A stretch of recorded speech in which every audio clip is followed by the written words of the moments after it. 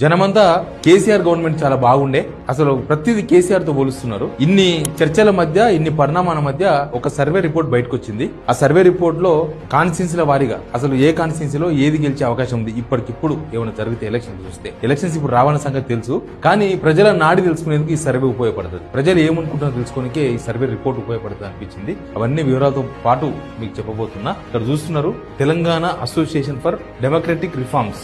ఏంటంటే 20 రోజుల పాటు సర్వే చేసిండ్రు. ప్రతి కాన్స్టిట్యున్సీకి 2500 నుంచి 3000 మంది ఓటర్లతో మాట్లాడినరు. దానిలో అన్ని రకాల వర్గాలు, రైతులు, తర్వాత నిరుద్యోగులు, ప్రైవేట్ ఉద్యోగులు, ప్రభుత్వ ఉద్యోగులు, అన్ని వర్గాలతో సమాచారం సేకరించినట్లుగా వాళ్ళు సమాచారం ఇస్తున్నారు. మొత్తం ప్రతి కాన్స్టిట్యున్సీలో 2500 నుంచి 3000 శాంపిల్స్, అంటే 3000 మంది ఓటర్లతో మాట్లాడినట్టుగా ఈ సంస్థ వాళ్ళు చెప్తూ ఉన్నారు. చాలా కాన్స్టిట్యున్సీలు, దాదాపు ఒక 80-90 కాన్స్టిట్యున్సీలు ఫిజికల్ గా వాళ్ళ జనం పోయి, వాళ్ళ ఉద్యోగులు పోయి, వాళ్ళ సిబ్బంది పోయి జనాలతో ఇంటరాక్ట్ అయినట్టు చెప్తున్నారు. తక్కువ కాన్స్టిట్యున్సీలు ఫోన్ల ద్వారా మేము సమాచారం సేకరించినట్టుగా వాళ్ళు చెప్తున్న సమాచారం. ఆ సంస్థ Telangana association for democratic reforms. ఈ సంస్థ అసెంబ్లీ ఎలక్షన్స్ ముందు కూడా రిపోర్ట్ ఇచ్చింది. దానిలో కాంగ్రెస్ 65 సీట్లు ఇచ్చిండ్రు, 64 సీట్లు కాంగ్రెస్ కి వచ్చినాయి. నిజానికి దగ్గరగా, వాస్తవానికి దగ్గరగా ఈ సర్వే రిపోర్ట్ అసెంబ్లీ ఎలక్షన్స్ ముందు కనిపించింది. అందుకే మనం కూడా దీన్ని తీసుకున్నాం. వాళ్ళు మనకు ఎక్స్ప్లెయిన్ చేసినప్పుడు ఏంటంటే, ఇప్పుడు ఎలక్షన్ వస్తే బీఆర్ఎస్ కు 62 సీట్లు వస్తాయట. 62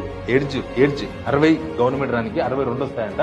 కాంగ్రెస్ 40 వస్తాయంట. కాంగ్రెస్ 40 అంటే 24 మంది ఎమ్మెల్యేలు ఓడిపోతారు. ఇప్పుడున్న సీట్లలో సిట్టింగ్ ఎమ్మెల్యేలు 24 కాన్స్టిట్యూన్సీ తగ్గుతాయని చెప్తున్నారు. తర్వాత బీజేపీ 8 నుంచి 11 పెరిగింది, 11 అయింది. తర్వాత ఎంఐఎం 7 నుంచి 5, మరి పొయ్యేటి వీటి 2 తెలియదు. అదర్స్ 1 ఉంది. అదర్స్ ఇండిపెండెంట్ సార్, అదర్స్ ఉండొచ్చు.